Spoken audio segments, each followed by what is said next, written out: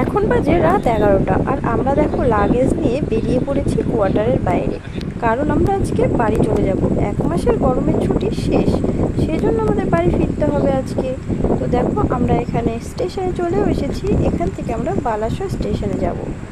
তো ওখান থেকে লোকাল ধরে আমরা বালাসর স্টেশনে পৌঁছেও গেছি, আর এখানে বসে বসে সবাই আমাদের ট্রেনের জন্য ওয়েট করছি।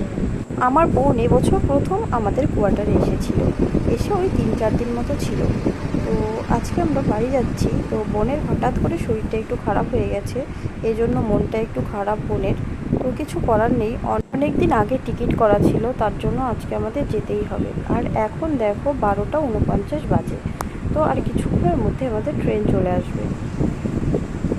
আমাদের ট্রেনের টাইম 1টা 10। এত রাতে ট্রেনে ওঠার ভিডিও করবো না, কারণ ট্রেনের মধ্যে সবাই ঘুমাচ্ছে। একেবারে দেখা হচ্ছে তোমাদের সাথে